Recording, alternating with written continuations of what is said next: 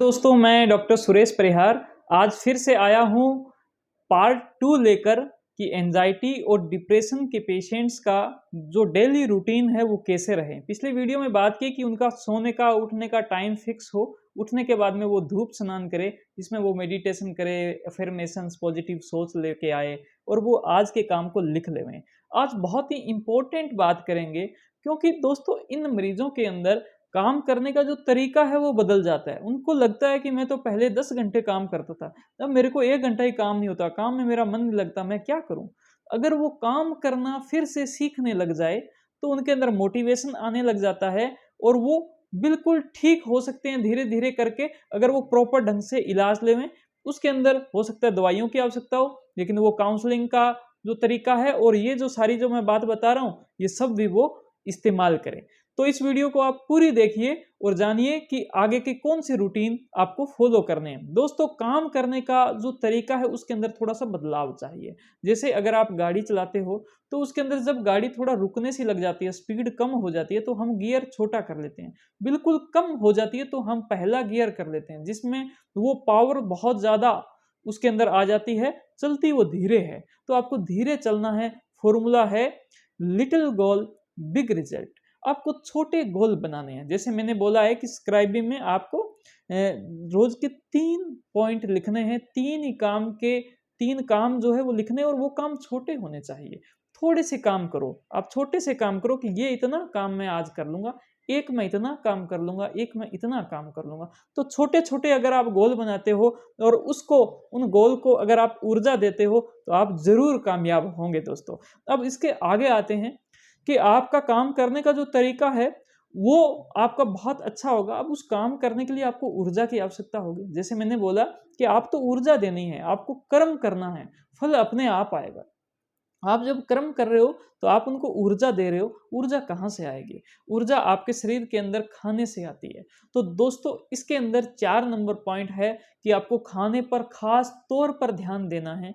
किस प्रकार का खाना खाओगे? आप कम से कम 3 बार खाना खाएँ।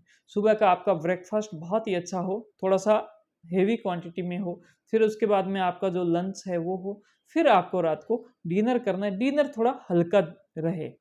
दोस्तों, आप ड्राई फ्रूट्स का इस्तेमाल कर सकते हो बहुत अच्छे से। आप इसके अंदर जो ग्रीन फ्रूट्स है, जितने भी कलरफुल जो फ्रूट्स हैं, उसका आप इस्तेमाल कर सकते हो। आप हरी सब्जियों का इस्तेमाल कर सकते हो। आपको जो पसंद है खाना खाना, उसका आप बहुत अच्छे से इसके अंदर इस्तेमाल कीजिए। आप खाने पर थोड़ा ध्यान दीजिए। आप जितना अच्छे से ध्यान खाने पर दोगे, उतना ही ज़्यादा बेनिफिट होगा। दोस्तों, फ्रूट्स खाओगे तो उन फ्रूट्स के अंदर एंटीऑक्सीडेंट होता है, क्योंकि आपके दिमाग में हमेशा बातें चलती रहती है। इसकी वजह से ऑक्सीडेटिव डैमेज होता है और अगर आप एंटीऑक्सीडेंट भरपूर मात्रा में लेते हो, अगर आप साइट्रस फ्रूट्स अगर आप भरपूर मात्रा में लेते हो जो कि खट्टे होते हैं, तो आपके अंदर विटामिन सी भी जाता है। अगर आप धूप स्नान बहुत अच्छे से करोगे, विटामिन डी जाएगा, विटामिन डी बनेगा सुबह-सुबह। तो ये सारी जो चीज़ें हैं आपको बेनिफिट देनी है अल्टीमेटली। दोस्तों, इससे आगे बढ़ते हैं और वो ये कि आपको एक अलग जीवन अपनाना है, क्योंकि आपका जीवन पहले अलग था, फिर उसके बाद में ये तूफान आया डिप्रेशन, एंजाइटी का।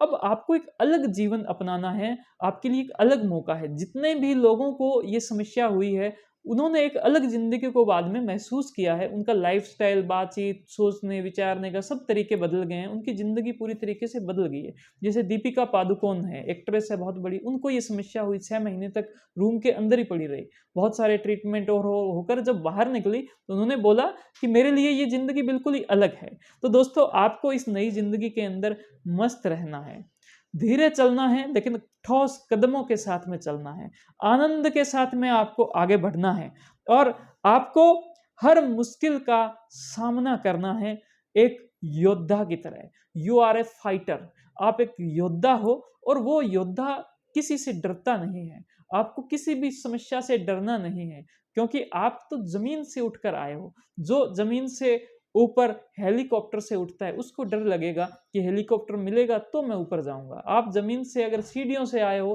तो आपको वो रास्ता पता है और आप ज़रूर ऊपर पहुँच जाओगे जहाँ भी आप पहुँचना चाहते हो।